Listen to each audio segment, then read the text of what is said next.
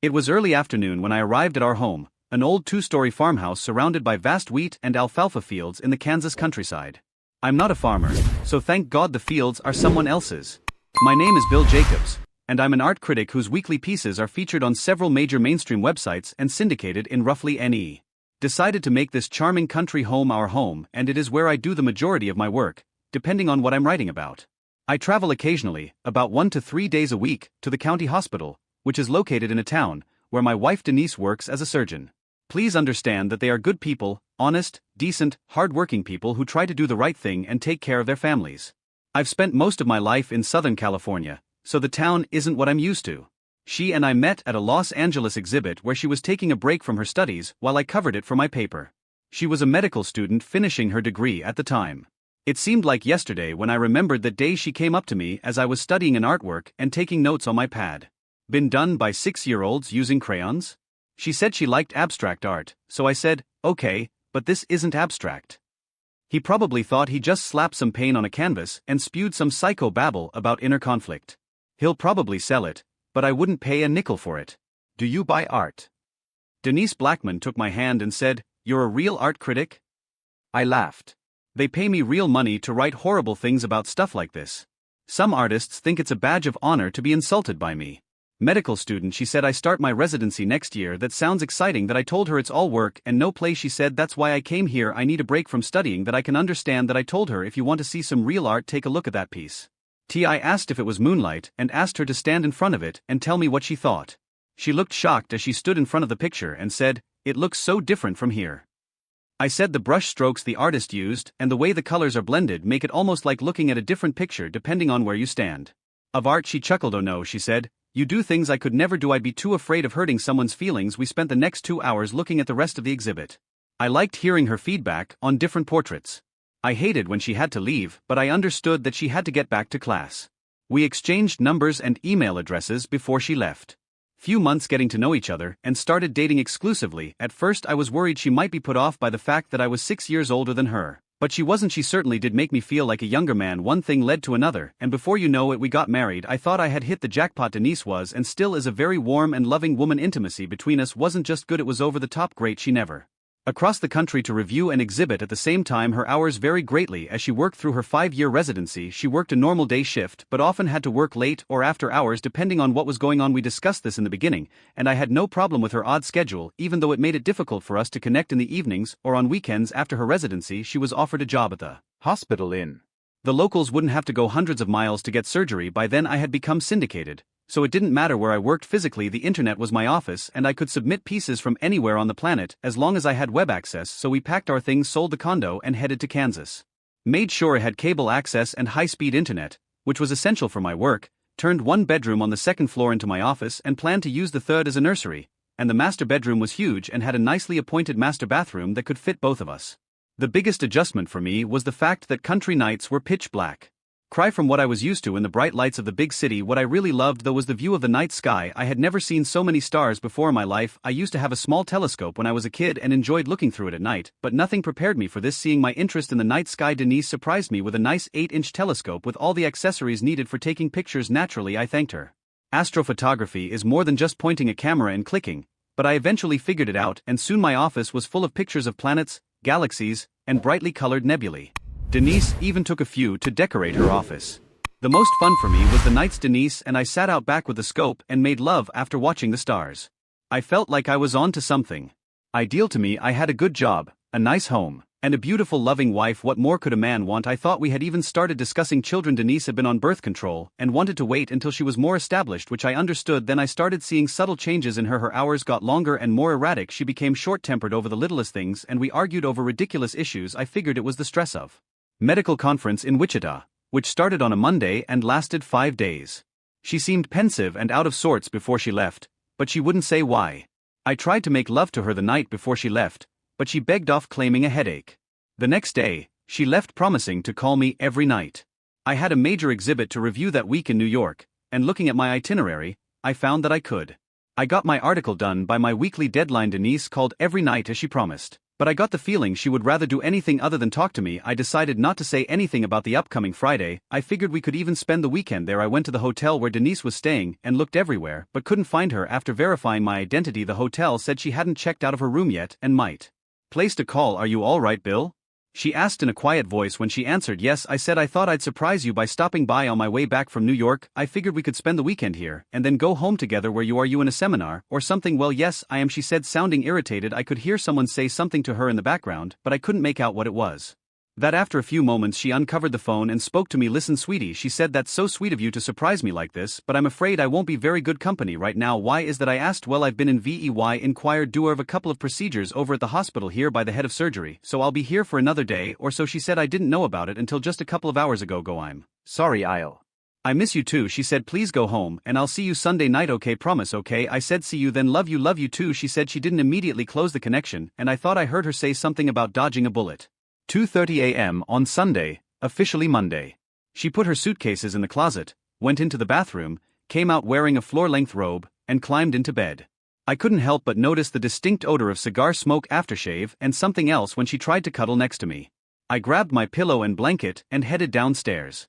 I didn't sleep well that night, only drifting off a couple of times. I got up at 8 when Denise stumbled into the kitchen to start coffee. "I thought you were going to be home yesterday," I said. "I'm sorry," wiping the sleep from my eyes. I could still smell cigars and aftershave, so I kept my distance. I said, "I could smell cigar smoke and aftershave all over you when you came in this morning. What were you doing anyway?" "Dr. Banstead took a smoke break on the way to the airport," she said. "I didn't even think you might smell it on me." "And the aftershave?" I asked. "Was this probably?" She said. "You had to have been awful close to get it all over you like that." I said. "He gave me a goodbye hug when he dropped me off at the airport." I asked her. "I don't have to be at the hospital until 11 o'clock today. I'm meeting our NI." Questioned her. "Do urgery, and then I have a couple of procedures this afternoon. I'll probably be late getting home." "Al. Week looks like Bill," Denise remarked as I turned to head upstairs. "I'm sorry we didn't connect this weekend." "At me too," I said with a crazy smile. "Maybe next weekend." As anticipated, Denise didn't get home until after 8 p.m. I had an exhibit to review in Denver that week, and between that and her flaky schedule, we saw very little of each other that week. We did spend some time together over the weekend, but I sensed there was something else on the agenda. Denise's mind. About a month later, Denise announced that we were invited to a hospital social function to introduce the new regional director, so I got my best suit cleaned and accompanied her. Denise looked stunning in her black dress, which highlighted her figure nicely. It wasn't risque, but she still looked good enough to eat. I was proud to escort my lovely wife to the dinner that night. To us when we arrived at the event, and I noticed that he appeared to be a bit older than me with a full head of dark hair that showed some gray at the temples. He filled out his suit nicely and looked like someone who worked out. I also noticed that he was about 3 inches taller than me and outweighed me by 20 pounds, all of which appeared to be muscle. I immediately recognized his aftershave and the slight scent of cigar smoke that seemed to hang around him. "Out his hand. "I've heard a lot about you," he said as we shook hands. "I in fact have you to thank for keeping me from making a bad decision." "How's that?" I asked. "Well, that article I inquired about the exhibit in Washington, D.C. a couple of years ago," he said. "My wife and I had been thinking about getting a couple of new pieces of art that were being shown there, but after you did that review we changed our minds. Glad to be of service." "That I take it you already know." I told him she's a skilled surgeon, and he said, "I have big plans for her and I'm quite sure she's up to the task." Her face flushed, and I wondered what could embarrass her. The evening went well, and we had a nice dinner and heard from several superiors about Dr. Brannard's amazing qualities and the amount of work he does. Open bar and dance floor. Denise took a few turns with Dr. Banstead and we danced a few times together. They seemed to be closer than I thought was appropriate. I saw him whispering something to Denise several times, which made her laugh. After he said something, she looked at me and I wondered what they were talking about. He accompanied her back to me and pretended to extend her hand. With her husband, I took Denise's hand and thanked him as we danced. I held her close and smelled her aftershave and cigar at Wichita, wondering if this was how she got his stench on her. After the dance, I wondered where Bad's wife was when I saw him leave the venue alone. We drove home. "To be worried about?" I asked her. "Of course not," she said. "I only love you since you are the only person I love." I said, "I'm happy to hear that. What are these alleged big plans he has for you?" "The idea of sending surgeons to perform operations at local hospitals has been discussed. I'm on the list by coincidence." I see. I thought he was thinking of something else. "I have no idea what that might be." She said something about all of this bothered me even. The topic until I knew more. For the next few months things were a little tense. Even worse than before was Denise's schedule. She was assigned to a team that required her to travel to hospitals and clinics across the state, and I was unaware of her work schedule. We rarely saw each other, and when we did it was only to exchange pleasantries. I tried to persuade her to adjust her schedule so we could spend more time together, but she seemed more focused. I considered hiring a private investigator, but I decided against it for a few reasons. First, she would be furious with me for buying on her, and rightfully so if she wasn't guilty. Second, I didn't want to shell out a lot of money only to find that nothing was happening. Denise was unaware that I had many news industry friends who worked as investigative reporters, so I asked a few of them to find out what they could about Dr. I apologize. I'm aware that when you returned from Seattle this past weekend you had plans for us to go on a vacation. If I had a nickel for each time I heard that phrase God I would make it up to you before answering Bill. I believed I had counted to 10 when I didn't answer.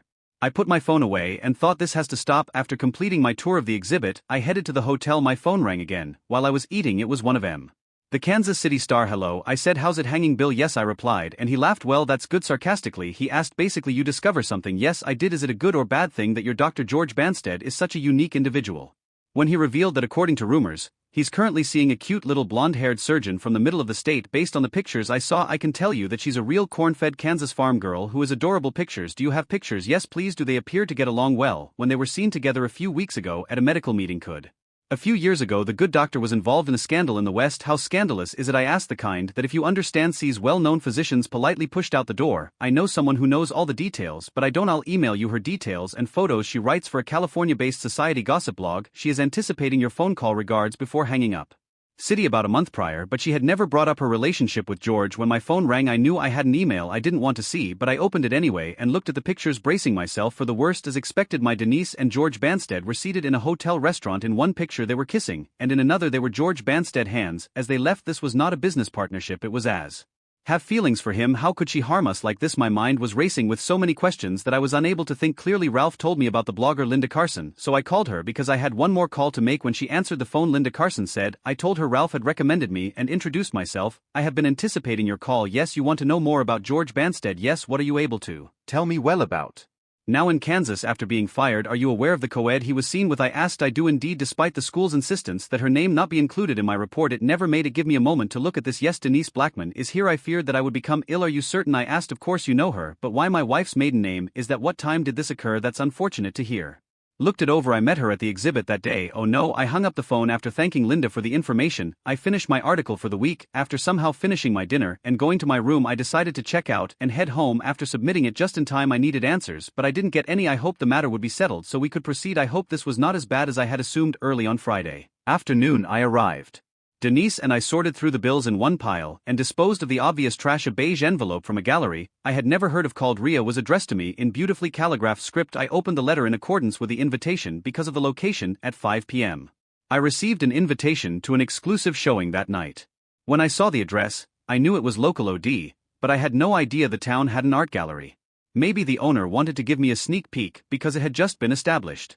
What the hell, I thought, it would temporarily distract me from Denise.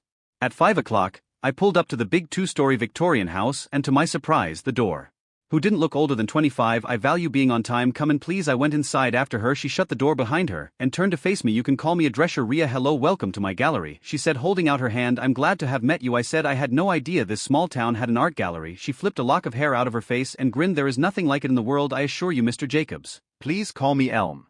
Me Idrissa or Dr. Idrissa. That's an interesting name. I've been called many things over the years. Please feel free to look around if you wish. I took her up on her offer and looked at the portraits on the walls.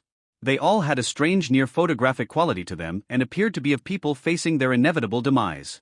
It was the most mob collection of portraits I had ever seen. Corner ended up in front of a portrait of a woman who appeared to be falling backward, her eyes wide open and her hair flying in front of her face, her mouth open in a silent scream as she realized the end was near. This is a strange collection. Do you sell many of these? They're for posterity. If these portraits aren't for sale, how do you stay open? I asked. If money isn't an issue, you could say we have deep pockets, very deep pockets. After a few awkward moments of silence, she spoke again. I understand you thought I invited you here to write up a review. Isn't that why you sent me that invitation? I asked. She smiled and shook her head. No, it's not. I'm sorry if you got the wrong impression. Actually, I have something here just for you. Please come. Contains a covered portrait on an easel and 2 chairs with a round table between them. She motioned to the chair on the right side of the table and said, Please have a seat. She went to the portrait and removed the cover while I sat there and watched. I was shocked to see Denise in the picture wearing a cleavage-exposing black dress with deep red nails and well-styled hair. Noticed that her rings were missing. George Banstead. She looked at George with a look that said me and grinned. I had seen that look a lot since we first met. This was a painting, not a photograph, and I recoiled in shock as I sat back in the chair. How could it have been completed with such little notice? Is this real? I can't explain it in any way that makes sense to you, But I can assure you it's real. She covered the portrait and sat in the chair next to me. That I know this is a terrible shock to you, she said. I nodded my head feeling numb. Yes, I stammered. That I also know you've suspected your wife has been cheating for a while, but you've gotten no real proof, she said. How would you know? That I asked. It's my job to know. Come back at 11 p.m. numb. I got up and followed her to the front door around 11 p.m. tonight. I nodded my head and left after she closed the door. I went home, ate, and tried to forget what Denise was doing, but it was impossible. I considered drinking a beer, but I wanted to be clear-headed when I returned to the gallery, so I watched some TV and tried to nap. I finally dozed off and woke up just in time.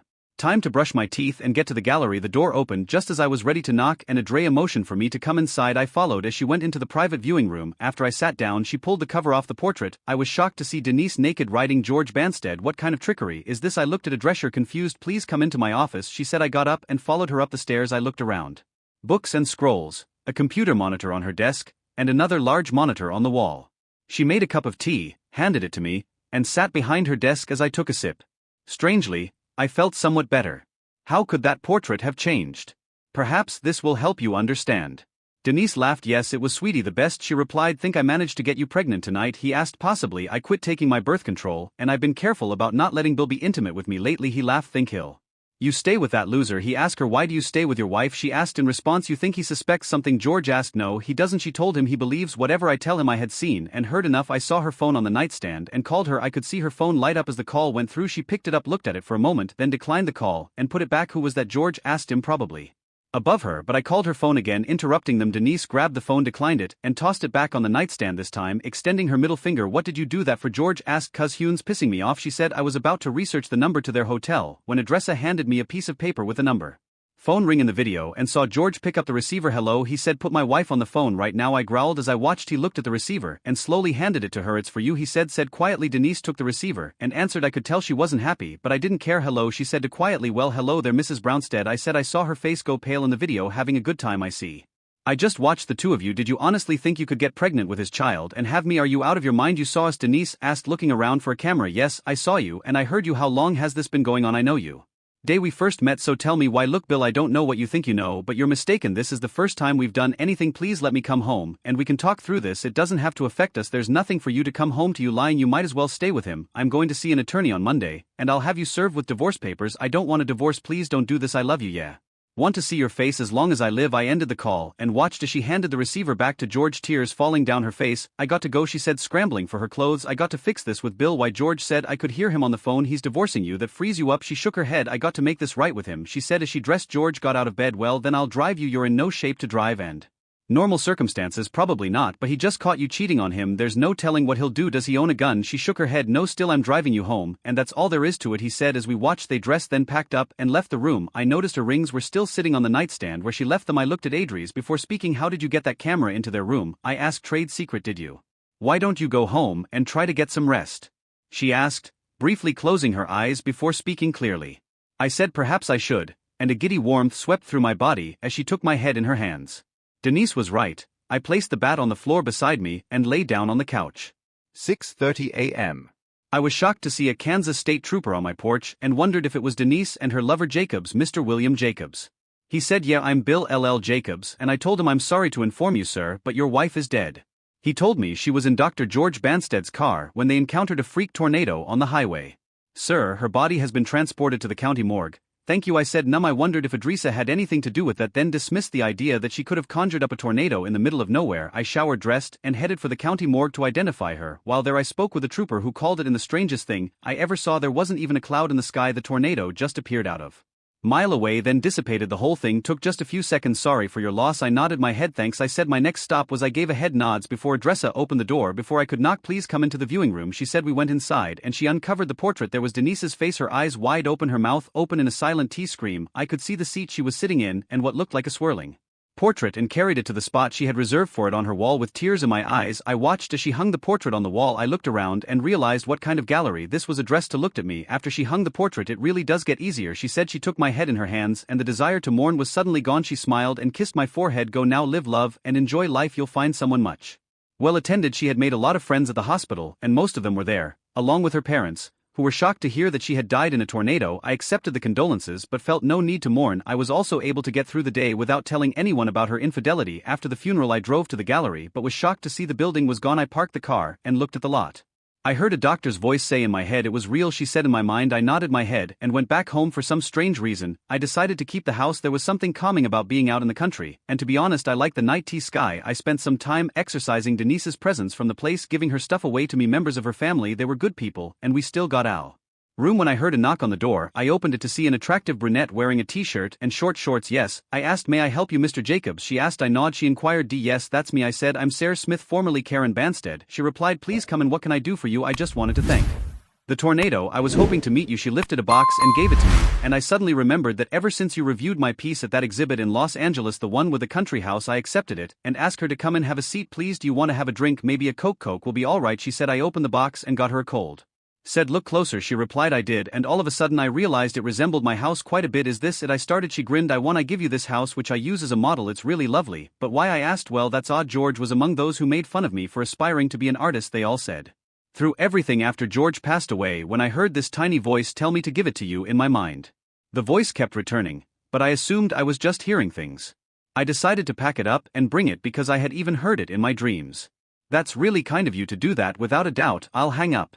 She said, well, the building in back has a lot of space, electricity, and if you'd like, I can set it up so you can work there. Startled, she said, you do that? I showed her the room and took her out. She said, I'll have to install air conditioning and heat, but I think it would work well for you even though it gets R. Said, I'll pay you rent for it. I gave a headshake. Don't stress over it, that would be sufficient payment. If you don't mind watching the place while I'm away. I set up a workspace for Ken, and she practically lived there, so it was comforting to know that someone would be there to take my place. I gave her the run of the place after we became fairly acquainted. After a few months, after one thing led to another, story on our wedding night, I reflected on the final words. Address just spoke to me. You'll find someone much better, trust me. Did it go as you expected, or did it take an unexpected turn? Let me know by leaving a comment below, and we can start a discussion. Please hit the like button if this story captured your attention, if you're new to our site or haven't joined our community. And enable notifications. I bring you fresh, interesting stories every day. Thanks for watching, and see you in the next one. During a cozy movie night at our Buckhead home, my wife was unexpectedly revealed by her Apple Watch. Gather round, friends, for I have another wild tale to share with you all in a manner reminiscent of countless tales woven through the fabric of innovation. This narrative showcases how technology in its intricate dance can reveal truths in the most unexpected ways. My name is Adam, and I am a 38-year-old aviator navigating. Ex-wife ran an elegant pediatric dental practice in Buckhead. We met in 2015 in the vibrant atmosphere of South City Kitchen in Midtown, where she was celebrating the opening of her dentistry practice with a small group of friends. Our conversation flowed easily, as if we were old friends reunited after a long separation. One cocktail spill and a ruined white outfit marked the beginning of our shared tale. After 7 years we found ourselves in what many consider the perfect life, a breathtaking residence along Westpac's Ferry Road, flourishing careers, and all that one could desire in the cozy confines of our home cinema, a sanctuary I meticulously crafted in the basement. We cherished a delightful wandering in distant lands. This Thursday we'll immerse ourselves in the exhilarating world of Top Gun Maverick. Amy's Apple Watch glows, persistently casting a steady stream of alerts into her world. As a dentist, she often fielded emergency calls about children in distress over dental woes. Such interruptions were typically part of her routine, but this time an unsettling feeling gnawed at her, suggesting that something was amiss. Her watch lay that sprang not from her dental practice app but from the familiar chime of WhatsApp. The preview messages, to say the least, strayed far from the topic of cavities. Cameron Pedmont was a name that lingered in the air, echoing through the corridors of thought like a haunting refrain. The intriguing aspect was that this Cameron fellow was far from ordinary, I noted, stealing a glance. The words, I can't wait to do it again, having observed the blatant disregard for privacy. AP. My mind racing as I approached my calendar. In that moment, I feigned a conversation with Delta, weaving a tale of a sudden shift in my schedule that demanded my attention. Instead I stepped into our bedroom, the familiar space where Amy consistently charged her phone every night. When I retrieved her phone, a wave of gratitude washed over me for the convenience of Face ID. Goodness gracious, it appeared that this Cameron was quite the significant figure, judging by the flurry of WhatsApp messages that had just come to light. He stood as the father of her patient, a figure of influence in real estate, his properties gracing the prestigious neighborhoods of Midtown and Buckhead. The Core's child's tenure at Pace Academy. This was the same child whose father was married to one of those glamorous figures from the Real Housewives of Atlanta, and the same child my wife had been seeing for dental care. Their meetings took place in the lavish confines of his condo on Laner, a setting that spoke of wealth and sophistication. Reading those messages felt like a deliberate infliction of pain in her lunch breaks. They skillfully enlisted the help of mutual acquaintances to shield them at charity events, A testament to the intricate web of deception they had woven together, I sent myself the snapshots I had captured from each unfolding moment in the aftermath. My curiosity deepened, compelling me to delve further into the matter, so I turned my gaze toward O. Restaurants I had never seen before appeared consistently during her lunch hours. She had even used our shared card to buy delicate lingerie from that boutique at Phipps Plaza. As the aircraft soared through the vast expanse of the sky, a sudden disturbance shattered the calm at 35,000 feet. Into action, so I hired a private investigator with a stellar track record. She was a woman in the bustling heart of Atlanta and had navigated a myriad of medical endeavors, each one a testament to her unwavering dedication and skill. I paid $55,000, but what I got was worth every penny. Penny Dana delved into Cameron's past while also pursuing Amy's elusive trail. Place where Amy had her privileges, revealing that he was far more than merely the father of a patient. They moved with the utmost care, acutely aware of the lurking dangers, yet it was the relentless tide of Atlanta traffic that emerged as their fiercest adversary. Dana immortalized the scene of their business lunch at St. Cecilia, discreetly capturing their laughter and conversation. She recorded their playful charade of anonymity as they strolled through Link Square.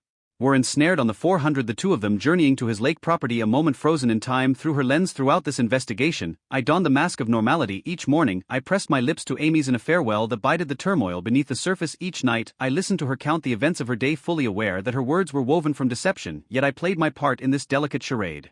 Evening, with an air of professionalism at the Swan House Ball where they stood as prominent sponsors, having meticulously arranged my finances, I transferred half of my funds to a newly opened Delta Community Credit Union account. I enlisted the services of a distinguished attorney from a renowned Atlantic Station firm known for navigating high-profile divorces, and trusted the other half to her.